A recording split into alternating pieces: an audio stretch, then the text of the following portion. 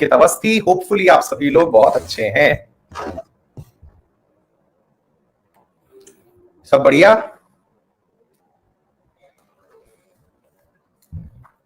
बहुत बढ़िया।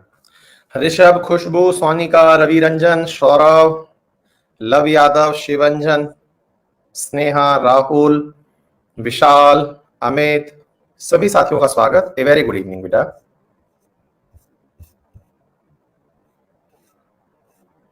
Very good evening.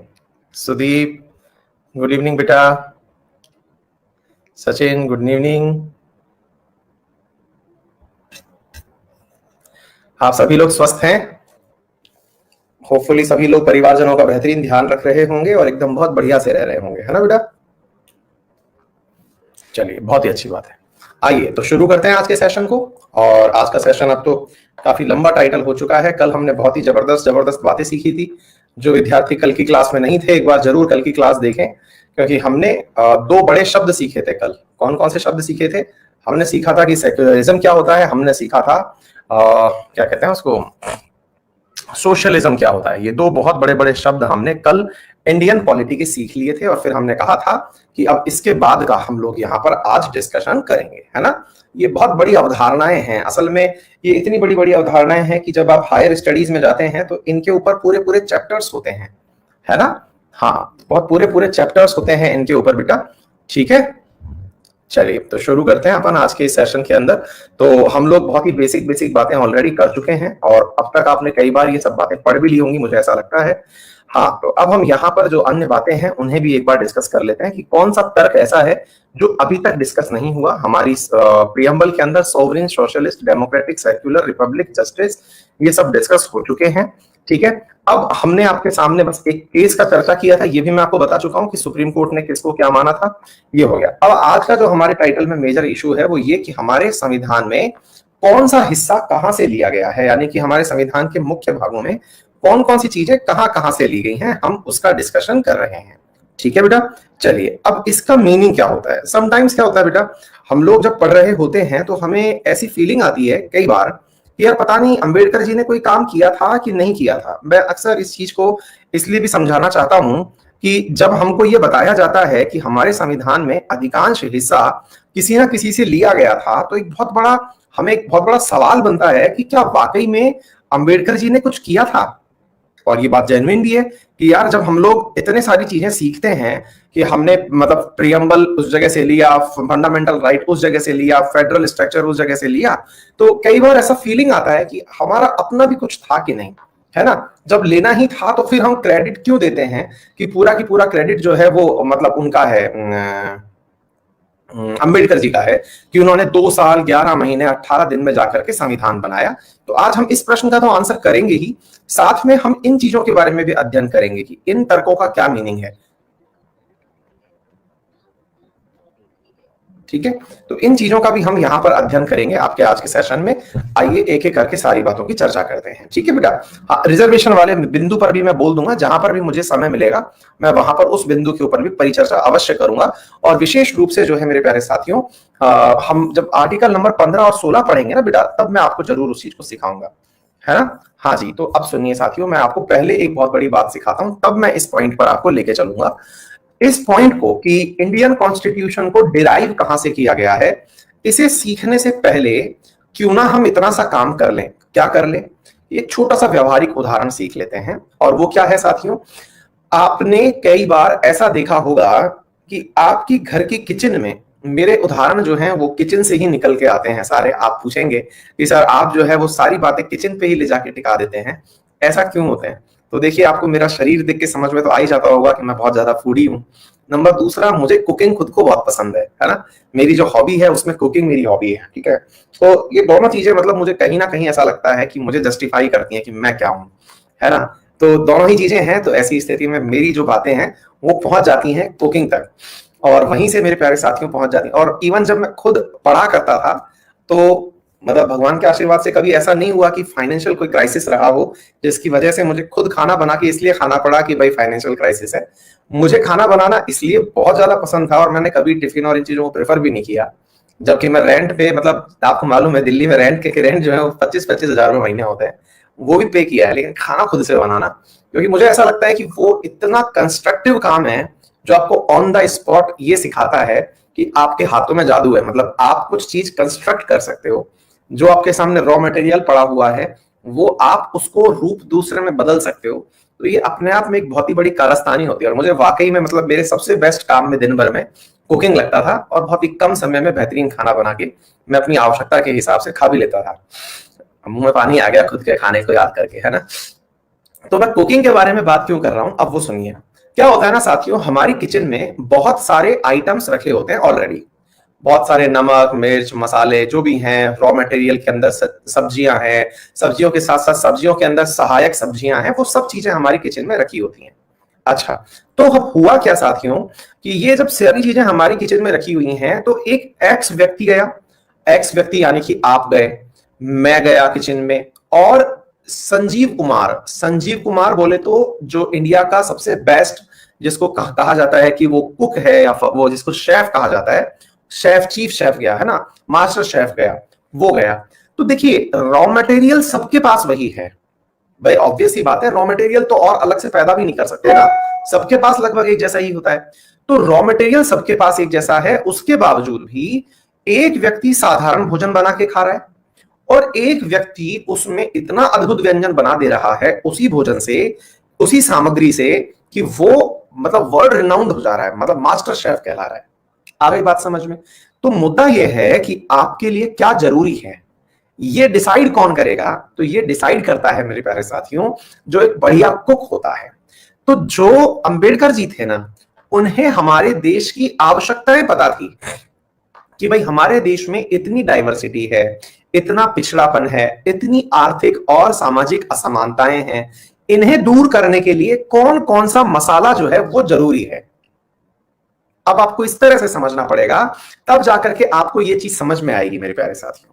क्या आपको बात समझ में आ रही है कि इस देश को सबको बराबर लेकर के आने के लिए, है ना, सबको बराबर लेके आने के लिए देश के अंदर, अब बहुत बार इस मुद्दे पर डिबेट छिड़ती है, आरक्षण के मुद्दे पर, कि उन्होंने लोगों को आरक्षण दे दिया, ये कर दिया, वो कर दिया, वो भी किसी दिन हम चपेट में ले लेंगे उस बात को भी। लेकिन फिलहाल के लिए ये समझिएगा कि वो पूरी तरह से एक ऐसे भविष्य का निर्माण कर रहे थे जिसमें बहुत सारी असमानताएं थी, लेकिन उस रूल बुक को अगर फॉलो किया जाएगा तो धीरे धीरे वो असमानताएं खत्म हो जाएंगी और देश एक समानता की तरफ बढ़ जाएगा। साथियों, अक्सर जब मैं इस लाइन को बोलता हूं तो मैं एक बात हमेशा याद दिलाता हूं अपनी क्लास में हर विद्यार्थी को, कि एक जमाना ऐसा था जिस समय उच्च कुल, उच्च जात, निम्न जात, ये टर्मिनोलॉजी हुआ करती थी, और देश में ऐसे बहुत से क्षेत्र थे जहां पर निम्न जात के लोगों को ये कहा जाता था, सो कॉल्ड जो निम्न जात हमारी हुआ करती थी, उनसे ये कहा जाता था। सर मूल अधिकार सेंड कर दीजिए प्लीज। तो उस समय हमारे यहां पर कहा जाता था कि अगर आप किसी भी तरह से रास्ते से निकल रहे हैं तो अपने हाथ में लकड़ी, डंडा लेके निकलें, है ना, और डंडा लेके निकले और बजाते हुए निकलें, ताकि कहीं ऐसा ना हो कि आपकी संपर्क में तो छोड़िए, आपका कहीं चेहरा भी किसी को दिख जाए। अब आप सोच के देखिए, तो इतना डिस्क्रिमिनेशन अगर था तो भाई एक देश में, एक गांव में, एक क्षेत्र में रहने वाले दो लोग इतने अलग कैसे हो सकते हैं? क्या केवल इस वजह से कि ईश्वर ने उस व्यक्ति का जन्म उस घर में दे दिया और आपका जन्म उच्च कुल में दे दिया? ये तो कोई आधार था नहीं। और वास्तविकता में अगर इसका इतिहास ढूंढते हैं तो इतिहास तो ये बताता है कि कभी कोई व्यक्ति मतलब एक तरह से दलित वर्ग में पैदा होने के लिए बना ही नहीं था। ये तो पहले कर्म थे। जब समाज की आवश्यकता थी तो समाज में किसी को पढ़ाना था, किसी को खेती करनी थी, किसी को सुरक्षा करना था, किसी को सफाई करनी थी। तो इस तरह के कामों के आधार पर आपने अगर सफाई को इतना ही दोयम दर्जे का मान लिया तो खुद कर लीजिए ना सफाई, पता चल जाएगा एक बार। ऐसे चलिए एक कल्पना करते हैं कि समाज के लिए अगर ये काम जरूरी ना होता, सफाई के काम के लिए आपने उनको निम्न दर्जे का माना, तो इसको दूसरी तरह से करके देखते हैं कि सफाई का काम छोड़ दीजिए एक बार के लिए और ये कहिए कि आप सफाई का काम मत करिए, अब हम खुद करके देखेंगे। करके देखिए, आपको पता चल जाएगा कि क्या आपकी पवित्रता या जो आपके अंदर जो एक प्रकार का उच्च भाव है कि आप उच्च कुल के हैं, क्या वो हो पाएंगे? तो ये सब बातें डिबेटेबल हैं। तो ऐसा कहने का अर्थ है हमारा, और इसे मतलब इस प्रकार की बातों को समझने से पूर्व थोड़ा आपको दिमाग और विचार को भी विस्तृत रखना होगा। तो मैं केवल आपको इतना कहना चाह रहा हूं कि जब हम कॉन्स्टिट्यूशन के डिराइव करने की बात करते हैं तो अंबेडकर जी को इसलिए, क्योंकि शायद ही कोई व्यक्ति उस समय संविधान सभा में इतना पढ़ा लिखा था जिसने दुनिया भर के इतने सारी चीजों का अध्ययन किया हो। अध्ययन करने की शक्ति उनको यह बात समझाती थी कि हमारे देश में कौन कौन सी असमानताएं हैं और इन्हें दूर करने के लिए दुनिया के कौन कौन से संविधान को पढ़ना जरूरी है, और उन्होंने उन्हीं चीजों को पढ़ा और हमारे देश के लिए उनमें से उन चीजों को ले लिया गया। लेकिन ऐसा नहीं है साथियों कि as it is cut copy paste मार लिया गया। ऐसे कोई थीसिस तैयार नहीं हो रही थी पीएचडी की कि साहब उस लाइन को उठाओ इसमें चिपका दो, दूसरे की लाइन उठाओ इसमें चिपका दो। बिल्कुल भी नहीं, ऐसा हमारे देश में बिल्कुल भी नहीं हो रहा था। हमारे देश के अंदर अलग प्रकार की मांगे हुआ करती थी। हमारे देश के अंदर जात पात होती है तो ये अमेरिका में तो नहीं होती ना। अमेरिका के अंदर फिर मौलिक अधिकारों का मीनिंग ही नहीं होना चाहिए। हमारे मौलिक अधिकार और उनके मौलिक अधिकार बिल्कुल अलग हैं। हमारे मूल अधिकारों में लिखा हुआ है धर्म, जाति, लिंग, वंश, इसके आधार पर कोई विभेदित नहीं करेगा। अमेरिका में तो इस आधार पर होता ही नहीं है विभेदित, वहां एक ही प्रकार पर होता है, और रंग के आधार पर नस्लीय भेदभाव होता है वहां पे। तो हमारे यहां पर और भी पॉइंट जोड़ने पड़े ना, यानी कि मूल भावना ली गई थी और उस मूल भावना के अंदर अपनी तरफ से इनपुट जोड़े गए थे। क्या आपको मेरी बात समझ में आ रही है? मतलब ऐसा नहीं है कि ये सब बातें जो शब्द लिखी हुई हैं कि no one will discriminated on the basis of, या state shall not discriminate any person on the basis of race, caste, sex, creed etcetera, तो ये सारे पॉइंट जो हैं ये बाद में मेंशन किए गए हैं। क्या आपको मेरी बात समझ में आ रही है? वहां पर ऐसी चीजें हैं ही नहीं। तो हमने विचारधाराएं ली हैं, मतलब ये मत समझना। अब आप पूछेंगे कि अमेरिका की प्रियम्बल, हमने प्रियम्बल लिया है वहां से। अरे यार, प्रियम्बल में उनके यहां ये बातें लिखी हुई नहीं है। क्या आपको मेरी बात समझ में आ रही है? उनके यहां प्रियम्बल में केवल ये लिखा हुआ है कि we the people of United States of America. अब इसके बाद उनकी जरूरतें कुछ और हैं। आपको मेरी बात समझ में आ रही है? मतलब यह है कि उनके यहां पर अवधारणा यह है, कंसेप्ट लिया है। भाई आज एक बात बताओ, मैं आपको इसी प्रकार से क्यों पढ़ा रहा हूं? पहले प्रियम्बल पढ़ा रहा हूं, फिर मूल अधिकार पढ़ाऊंगा, फिर डीपीएसपी पढ़ाऊंगा, फिर मौलिक कर्तव्य पढ़ाऊंगा, कहीं बीच में सिटीजनशिप पढ़ा दूंगा, फिर स्टेट पढ़ाऊंगा, फिर राज्य पढ़ाऊंगा। ऐसे क्यों? क्योंकि मैंने इस कंसेप्ट को कॉपी किया है लक्ष्मीकांत से, एम लक्ष्मीकांत से, कि वहां पर इस प्रकार से चीजें पढ़ाई गई हैं। आगे बात समझ में? तो यहां पर ये बात समझना जरूरी है। क्या होता है कि हमारे पास ज्ञान कम होता है तो हम लोग एज इट इज बोल देते हैं, अरे क्या ही किया था यार, वहां अमेरिका से ये उठा लिया, वहां से ये उठा लिया। अरे इस बात को बोलने से पहले एक बार चेक तो करिए, पहले चेक करिए। कंटेंट खुद का था, हमारी आवश्यकताएं थी, हमने ये सोचा कि हाँ ये एक तरीका होना चाहिए, हमने किया। आ गई बात समझ में? हमने स्ट्रक्चर ली। इलेक्टोरल कॉलेज, उनके यहां इलेक्टोरल कॉलेज की व्यवस्था बिल्कुल अलग है। मैंने सिखाया, राष्ट्रपति को तो वहां डायरेक्ट वोट पड़ता ही नहीं है, कभी भी नहीं पड़ता है। वहां पर इलेक्टोरल कॉलेज का मतलब क्या है?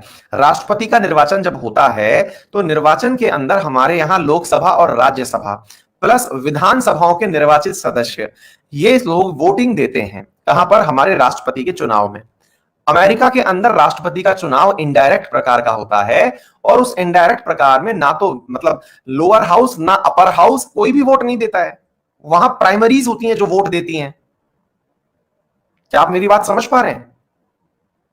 दोबारा से समझिए, आप इस तरह से समझिए। अभी आप लोगों ने रिसेंटली अमेरिका का इलेक्शन देखा, क्या वहां पर आपने यह सुना क्या कि कांग्रेस के मतदान से, कांग्रेस बोले तो अमेरिकी संसद के अंदर लोअर हाउस और सीनेट के मतदान से राष्ट्रपति का निर्वाचन किया गया? नहीं।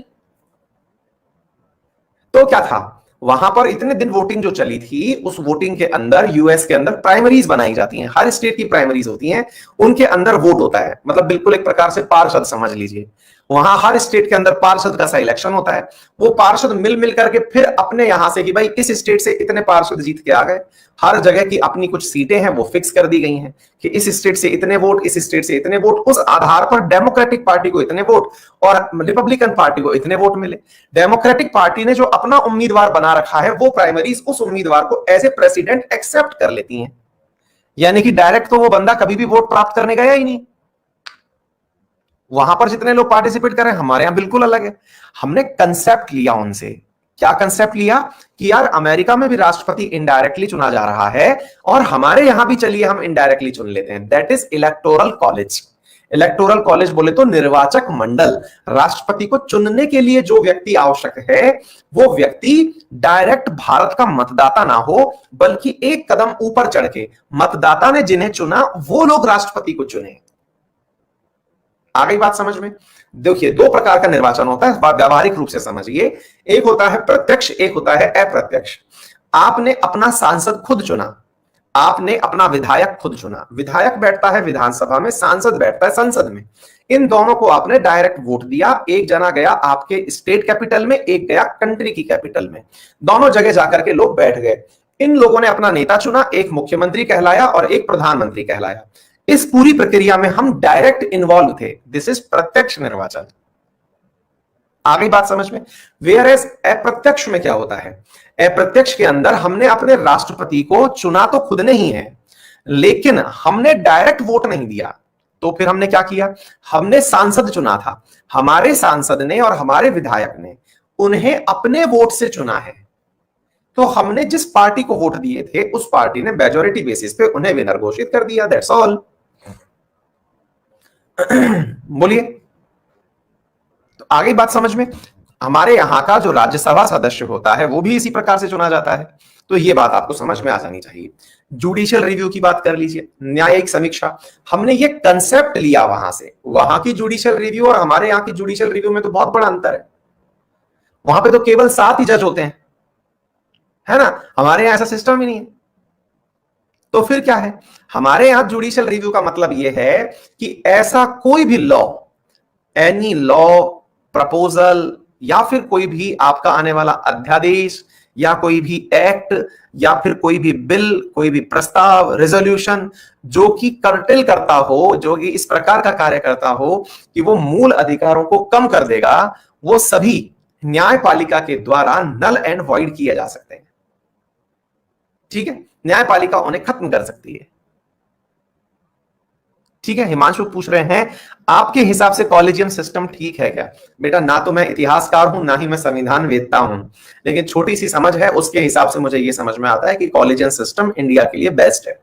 क्योंकि जिस आदमी को हम चुन रहे हैं वो आदमी हमारे लिए किसी भी प्रकार का काम का नहीं है, वो रबड़ स्टैंप है मात्र, है ना? उसको कोई काम तो है नहीं, तो जबरदस्ती पैसा क्यों खर्च करना, है ना? हाँ, वो लोग बहुत ही पढ़े लिखे थे जिन्होंने ये काम किया और मुझे उनकी काबिलियत पर और उनके द्वारा किए गए काम पर पूर्ण विश्वास है बेटा, है ना? आरजू मिश्रा पूछ रही हैं क्लास लाइव नहीं है क्या? हाँ, ये तरीका अच्छा लगा आरजू मुझे आपका पूछने का, ताकि सर देख करके इस पे कमेंट तो करेंगे कम से कम, है ना?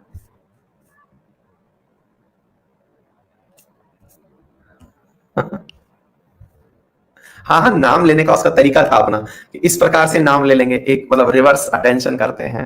गुड, तरीका पसंद आया। ठीक है? ये सारी चीजें वापस में डिटेल में आएंगी, तो इसलिए लोड मत लीजिए। हाँ जी, ऐसे president as a supreme commander of armed forces, है ना? तो प्रेसिडेंट जो है वो हमारी जो सेना के तीनों सेनाएं हैं उनके, मेरे प्यारे साथियों, क्या है मतलब मुखिया हैं। आपको भी मालूम होना चाहिए। आज जैसे मैं कई बार विद्यार्थियों से ये सवाल पूछता हूं कि बताइए भारतीय सेनाओं का सुप्रीम कमांडर कौन है ना? तो चीफ ऑफ डिफेंस स्टाफ है या प्रेसिडेंट है? बताइए। इंडिया ने एक नया पद क्रिएट किया है, अब आप बताइए।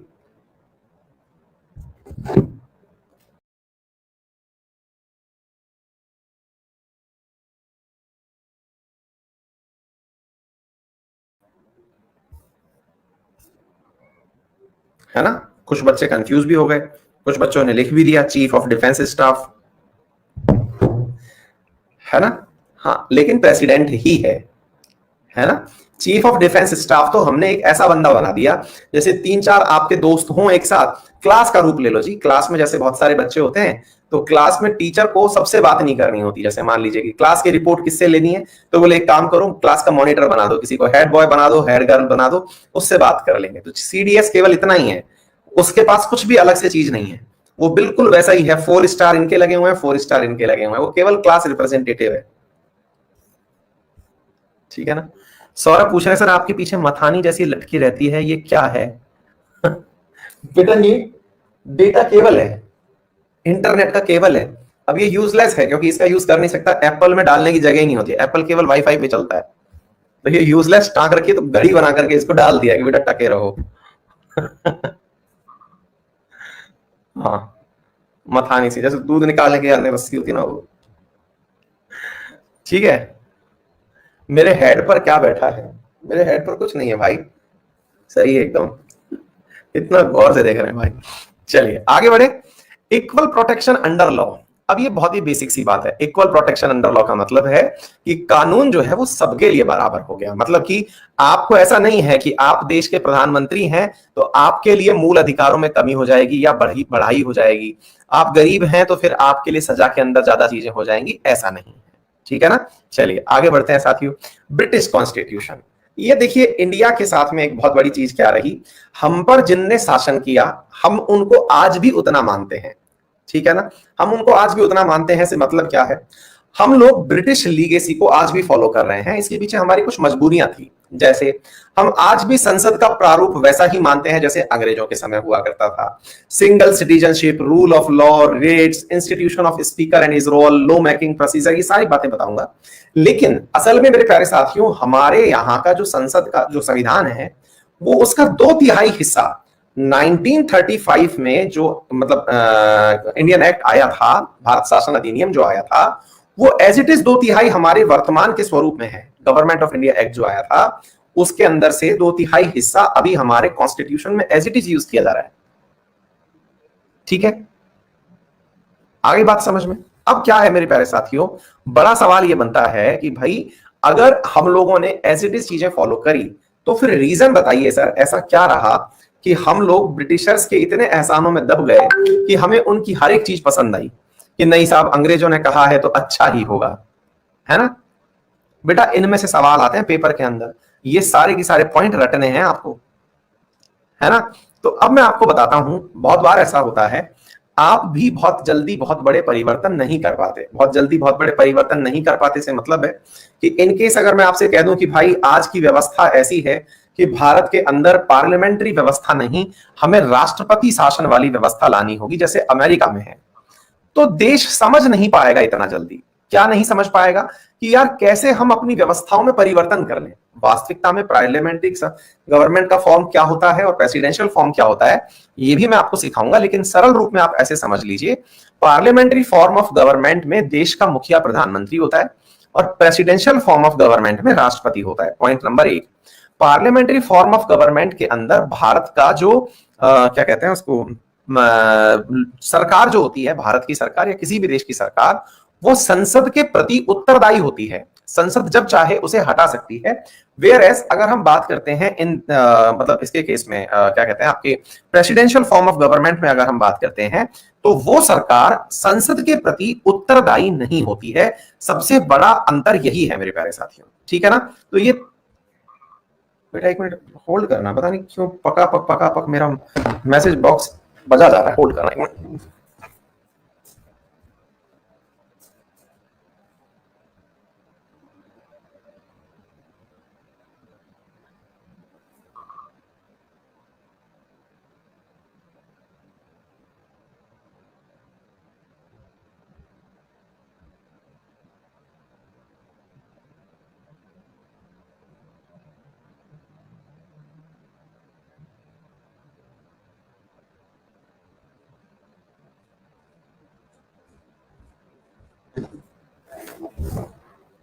हमारा एक क्या कंपनी का वो होता है, मतलब इंटरनल मैसेज बॉक्स होता है, वो हमको देखना जरूरी होता है। मतलब हम लोग आपस में जिस जगह पर कंपनी वाले चैट करते हैं तो वो धड़ाधड़ जो पका पक बोले जा रहा है। ठीक है, तो मैंने कहा क्या हो गया भाई। हाँ जी, हाँ आईपीएल कैंसिल हो गया, हमारा पैसा अटक गया उसमें, है ना। चलो आ जाओ। तो ब्रिटिश कॉन्स्टिट्यूशन के बारे में मैं बता रहा था, तो मैं कुछ अंतर बता रहा था। क्या अंतर, जैसे कि मैंने आपसे कहा कि भारत की संसद जो है वो अब मतलब भारत की जो सरकार है वो संसद के प्रति उत्तरदायी है। अगर संसद ये कह दे कि हमें आप में विश्वास नहीं है तो अविश्वास प्रस्ताव पारित करेगी और उस सरकार को गिरा देगी। Whereas presidential form of government में जो व्यक्ति एक बार राष्ट्रपति बन गया वो अपने निर्धारित कार्यकाल तक अपना कार्य पूरा करेगा। यानी एक बार में बन गया तो 4 साल या 5 साल जिसका जितना भी कार्यकाल है वो पूरा करेगा। तो भारत ने पार्लियामेंट्री फॉर्म ऑफ गवर्नमेंट अपनाई। फिर आप पूछेंगे तो देखा सर इन्होंने तो एज इट इज कॉपी मार ली। कहां से कॉपी मार ली? ब्रिटेन से कॉपी मार ली। नहीं भाई, इंडिया ने बहुत कुछ अलग से भी किया। हमने पार्लियामेंट्री फॉर्म ऑफ गवर्नमेंट तो अपनाई, लेकिन ब्रिटिश के साथ एज इट इज कॉपी नहीं मारी। हमारे और उनमें तो बहुत अंतर है। क्या अंतर है? उनके यहां आज भी राजा होता है, हमारे यहां राजा नहीं होता है। जबकि राजशाही तो हमसे ज्यादा पुरानी किसकी हो सकती है? हम तो बहुत पुराने राजा लोग हैं। हमारे पास तो बहुत सारे ऑप्शन थे, दिल्ली का राजा हमारे लिए राजा होता, लेकिन हमने राजशाही नहीं अपनाई। उनके यहाँ आज भी राजशाही है, उनके यहाँ राष्ट्रपति होता ही नहीं है, हमारे यहाँ राष्ट्रपति होता है। हमने तो पार्लियामेंट्री फॉर्म के अंदर एक बहुत ही अमेंडमेंट वाली चीज अपनाई। क्या अपनाई? हमारे यहाँ तो ऐसा भी होता है कि कोई भी व्यक्ति प्रधानमंत्री बन सकता है। कोई भी व्यक्ति मतलब जो भी प्रधानमंत्री की काबिलियत रखता हो, एक सांसद बनने की जो काबिलियत है, 21 साल की उम्र अगर किसी के पास है, तो वो व्यक्ति देश का प्रधानमंत्री बन सकता है। कोई भी, बोले बिना चुनाव जीते, बिल्कुल। जैसे ममता बनर्जी बिना चुनाव जीते भी मुख्यमंत्री बन सकती हैं और बनेंगी, ऐसी सुविधा कहीं नहीं है।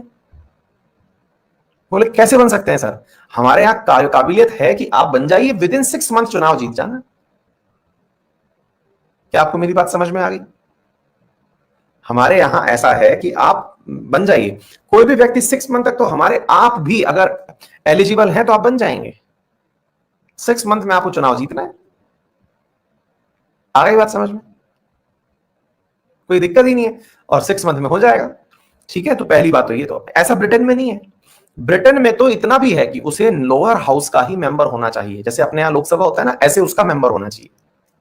बहुत कुछ अलग। हमारे यहाँ क्या है? हमारे यहां पर कहते हैं कि मंत्री ने जो काम कर दिया वो फिर उस काम के लिए जिम्मेदार नहीं है।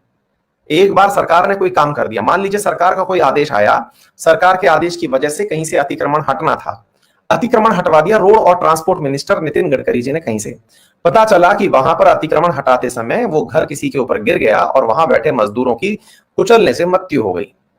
तो कुचलने से मृत्यु अगर हो गई, तो हमारे यहां पर जिस मंत्री के आदेश पर यह कार्य हुआ है वो इस कृत्य के लिए जिम्मेदार नहीं ठहराया जाएगा। ब्रिटेन में तो ऐसा है कि यदि जिस मंत्री के आदेश से यह कार्य हुआ है, he is responsible for his work, for his deed, उसको जिम्मेदार ठहराया जाएगा। वहां तो बहुत कुछ अलग है गजब बात। तो ऐसे हमने भले ही उन जैसा सिस्टम अपनाया हो, लेकिन हमने as it is copy paste नहीं किया, हमने अपने हिसाब से चीजें बदली। मैं तो आपको इस तरह से बता रहा हूं ताकि आपके दिमाग में चीजें समझ में आ जाए, क्योंकि कई बार ऐसा होता है कि बहुत सारे बच्चे जो हैं वो चीजों को एज इट इज सोचते हैं कि नहीं नहीं ऐसा नहीं होना चाहिए, वैसा नहीं होना चाहिए। तो मैंने थोड़ा सा उनको ये बता दिया। ठीक है, अच्छा, सिंगल सिटीजनशिप क्या है? सिंगल सिटीजनशिप का मतलब हुआ आप भारत देश के नागरिक हैं, तो भारत के नागरिक हैं तो आपको नागरिकता का पासपोर्ट एक ही मिलना चाहिए कि आप भारतीय नागरिक हैं, पहचान पत्र एक ही होना चाहिए। ब्रिटेन में भी ऐसा है, ब्रिटिशर्स के पास एक ही पासपोर्ट होता है, लेकिन अमेरिका में ऐसा नहीं है। अमेरिका में 50 राज्य हैं, तो 50 राज्यों का अपना पहचान पत्र है और होल अमेरिका का अपना पहचान पत्र है। आप अमेरिकी हैं तो इसके लिए आपका एक पहचान पत्र है, और आप किसी एक राज्य से बिलोंग करते हैं उसका एक एडिशनल पहचान पत्र आपके पास होगा, यानी दोहरी नागरिकता आपके पास होगी। आ गई बात समझ में? रूल ऑफ लॉ, कानून का शासन, मतलब क्या होता है? कानून है क्या? मेरा वचन ही है शासन, ऐसा नहीं।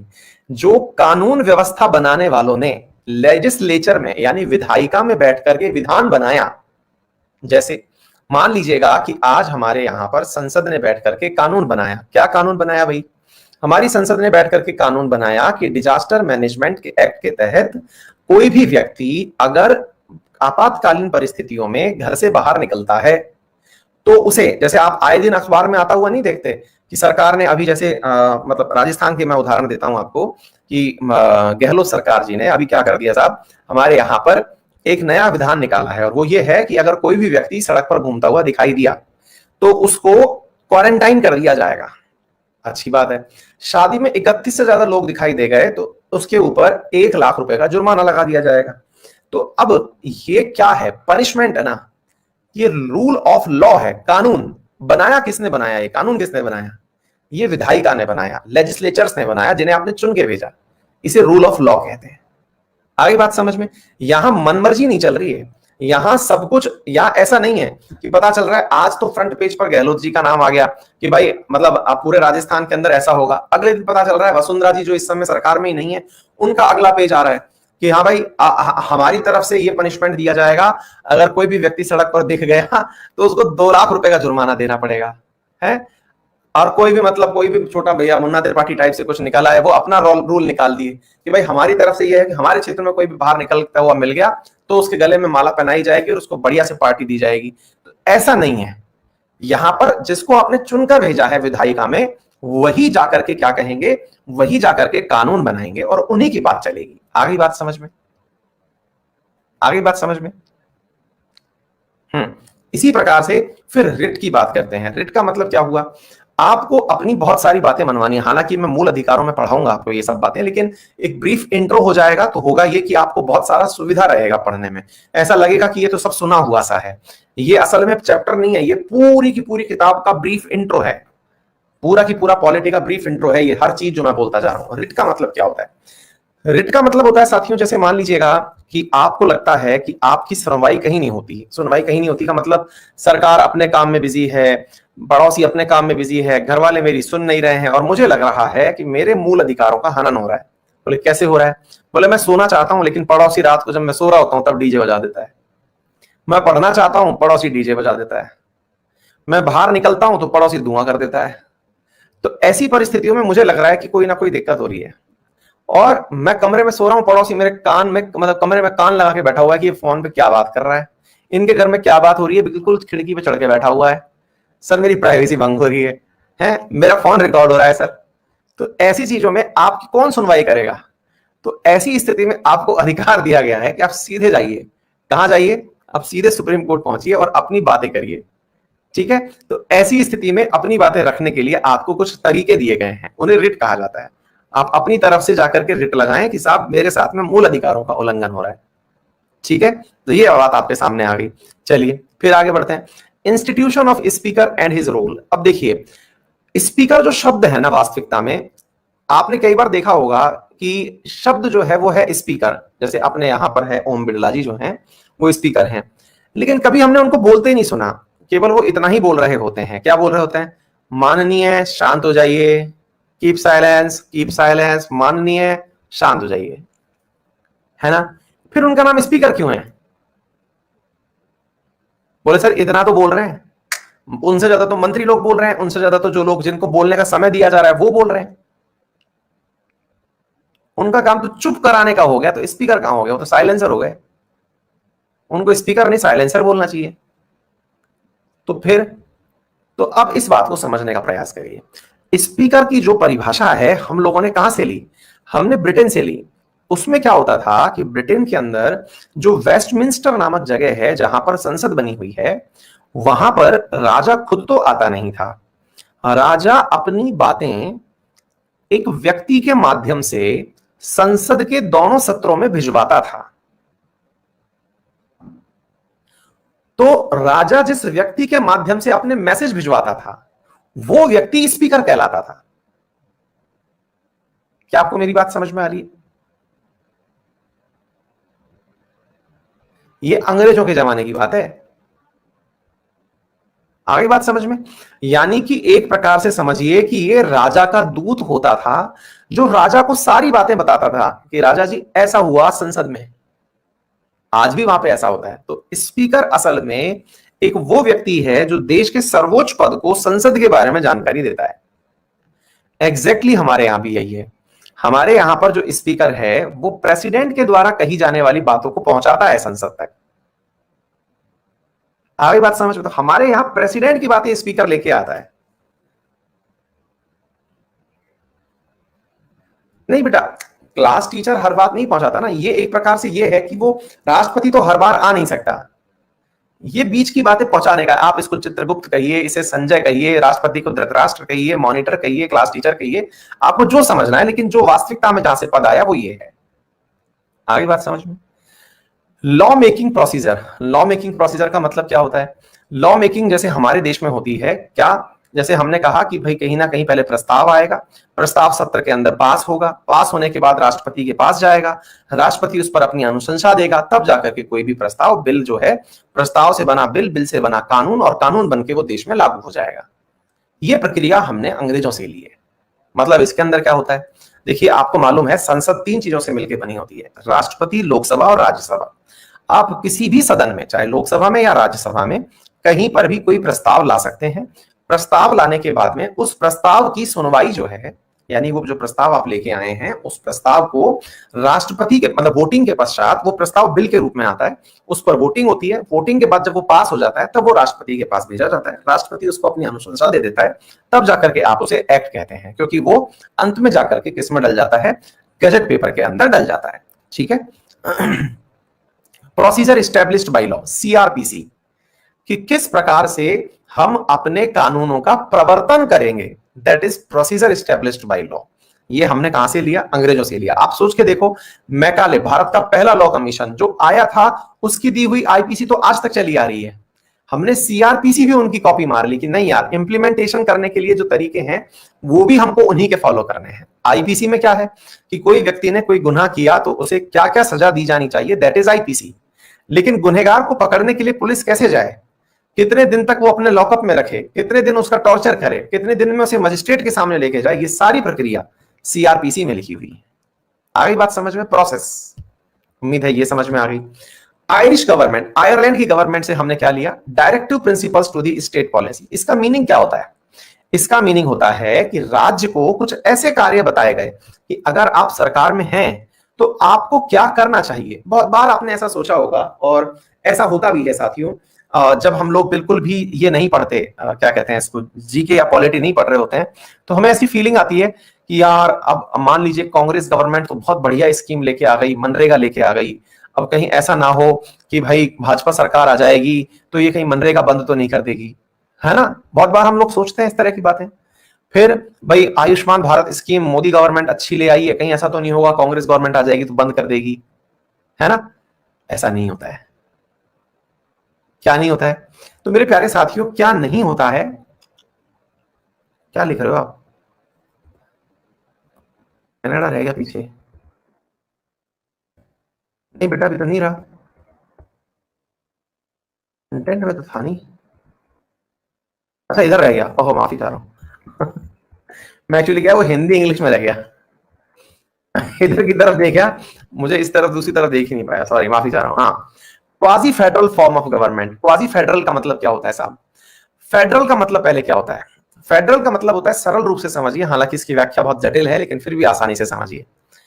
यदि कोई कहे कि पूरे देश में एक ही व्यक्ति का शासन चलेगा, या फिर मैं इसको सरल रूप से समझाऊं, जब हमारे देश में राज्यों की भी इज्जत हो, राज्य बोले तो स्टेट्स जो कि हमारे यहां पर जैसे राजस्थान, हरियाणा, पंजाब, इनकी भी इज्जत हो, इनको भी लगे कि इनके द्वारा किया गया कोई कार्य मान्य है, इनके द्वारा भी की गई कोई योजना चलती है, ये भी ऐसा कोई कदम उठा सकते हैं जिसकी वजह से केंद्र इनके कार्य में इंटरफेयर ना कर सके, वो सभी कार्य जो ये प्रूव करते हैं कि देश में राज्य अपना अपना किरदार निभाते हैं, वो सभी कार्य फेडरल कैरेक्टर के कहलाते हैं। जैसे जैसे है मेरे प्यारे साथियों कि हमारे राज्यों के अंदर राज्य सूची के विषय दिए हुए हैं, एग्रीकल्चर है, या फिर हम इस प्रकार से समझिए कि पुलिसिंग है, स्वास्थ्य है, ये वो कार्य हैं जिन पर राज्य खुद से निर्णय लेता है कि भाई हमें अपने द्वारा क्या क्या कार्य करने चाहिए, है ना। तो उन कार्यों में पुलिसिंग के अंदर, जैसे अभी आपने देखा कि पश्चिम बंगाल के केस में केंद्र ने अपनी तरफ से कहा कि इन अधिकारियों को आप केंद्र में भेज दीजिए, पश्चिम बंगाल ने मना कर दिया कि सर अभी नहीं भेज सकते, तो नहीं भेज सकते। तो ये जो कार्य है, ये कार्य ये समझाता है कि राज्य की वैल्यू है केंद्र के सामने। तो जब राज्य की वैल्यू है केंद्र के सामने, दैट इज फेडरल सिस्टम। तो ऐसे कौन कौन से कैरेक्टर हैं जो ये बताते हैं कि भारत में राज्यों की वैल्यू है, तो राज्य सूची के विषय हुए, हाई कोर्ट का होना हुआ, विषयों के अंदर इस प्रकार से बंटवारा जैसे कि लेजिस्लेचर के अंदर मुख्यमंत्रियों का होना, राज्य विधायिका का होना, ये सारी चीजें क्या दिखाती हैं, ये दिखाती हैं फेडरल कैरेक्टर।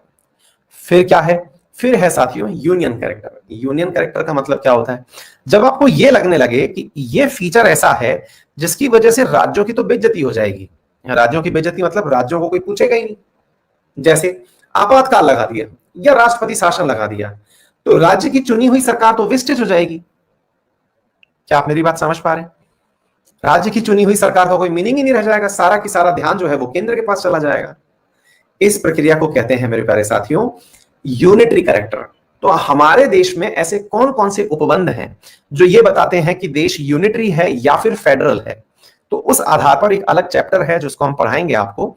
लेकिन कनाडा से हमने इस प्रकार का काम लिया, क्या लिया कि हमने एक ऐसा चीज बनाई जिसमें फेडरल सिस्टम तो है लेकिन केंद्र ज्यादा मजबूत रखा है हमने।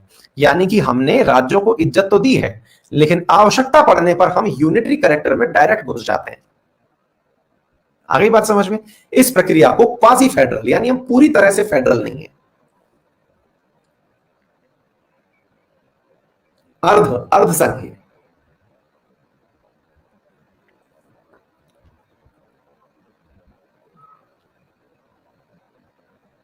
आगे बात समझ में?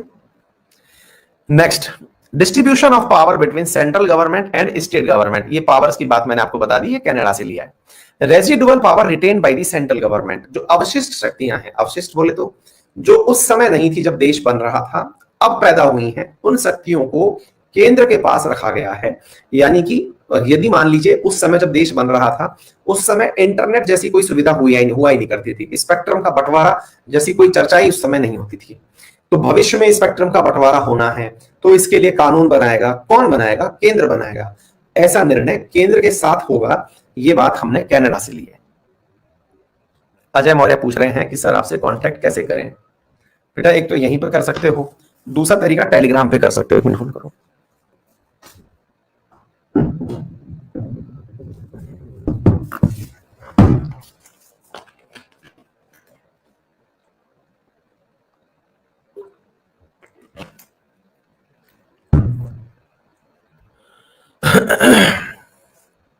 ठीक है, टेलीग्राम लिंक t.me/अंकित अवस्थी, अंकित अवस्थी सर के नाम से सर्च कर सकते हो। ये रहा।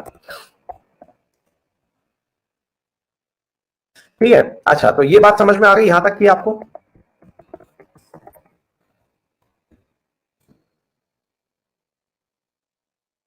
ये तो मैंने ज्यादा बड़ा लिख दिया, गलत लिख दिया।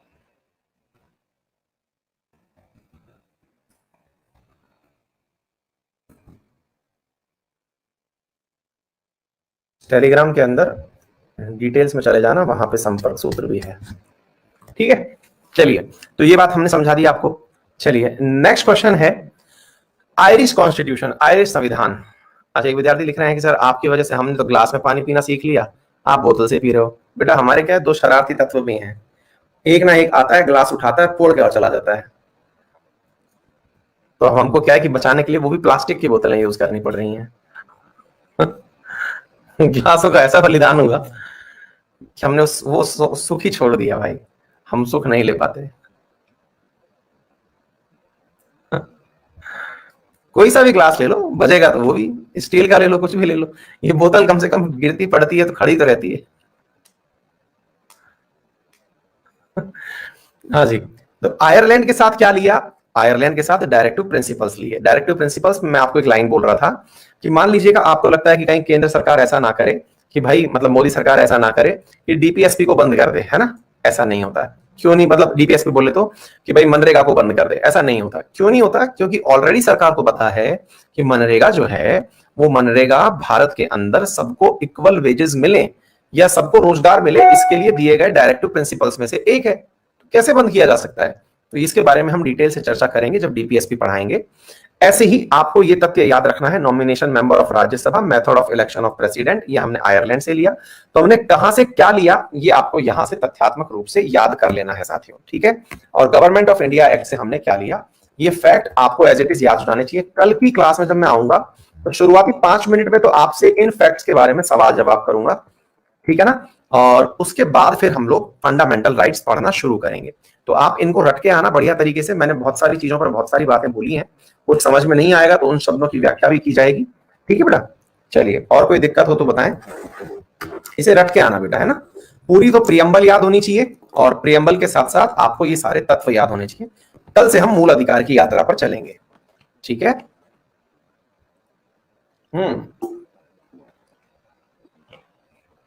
एक विद्यार्थी ने पूछा रिटर्न और अनरिटर्न का मतलब क्या होता है? बहुत अच्छा सवाल है। अक्सर मैं विद्यार्थियों को इसका आंसर शुरुआत में दे देता हूं, पता नहीं क्यों मैं भूल गया।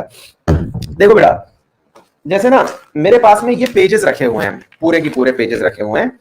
अब मान लो कि मैंने इन पेजेस में नोट्स बनाए, मैंने इन पेजेस में नोट्स बनाया, जैसे कि मैं आपको पढ़ाने से पहले हर चीज का मतलब पहले पूरा ऑनलाइन नोट्स बनाता हूं, फिर उसका प्रिंट निकालता हूं, फिर उसका अंडरलाइन हेडिंग करके अध्ययन करता हूं उसका प्रॉपर तरीके से, है ना। पहले मतलब मैं कंपाइलेशन करता हूं, फिर मैं इसको इस तरह से प्रिंट निकालता हूं, प्रिंट निकाल करके फिर इन चीजों को जहां जहां जिसको मुझको पढ़ना है उसको या तो मैं लिख लेता हूं या प्रिंट निकाल करके उसका अध्ययन करता हूं। ठीक है, तो अब ये लूज पेपर्स हैं, खाली पन्ने हैं ये।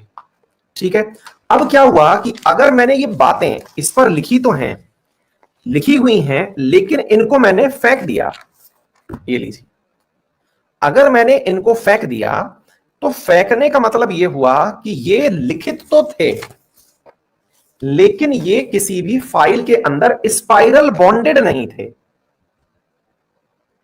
ये किसी भी फाइल में या किसी भी नोटबुक में, जैसे मेरा ये रजिस्टर है, ये स्पाइरल बॉन्डेड है ना, इसके ऊपर स्पाइरल बॉन्ड्स लगे हुए हैं, आप देखिए यहां पर दिख रहा होगा आपको, ये जो स्पाइरल बॉन्ड्स लगे हुए हैं, मैंने उन लूज पेपर्स को अगर स्पाइरल बॉन्ड में डाल दिया तो इसे कहते हैं रिटर्न कॉन्स्टिट्यूशन। इसे क्या कहते हैं? रिटर्न कॉन्स्टिट्यूशन, है ना। और अगर मैंने इन्हें लूज छोड़ दिया, लिखा तो है लेकिन इन्हें मैंने किसी भी चीज में बंद नहीं किया, तो इसे कहते हैं अनरिटर्न। आ गई बात समझ में? रिटर्न और अनरिटर्न का मतलब ये कतई नहीं है कि उन्होंने मुंह जवानी याद कर रखा है, ब्रिटेन वालों ने मुंह जवानी याद कर रखा है, इसका मतलब ये नहीं है। आ गई बात समझ में? चलिए, all the very best, thank you.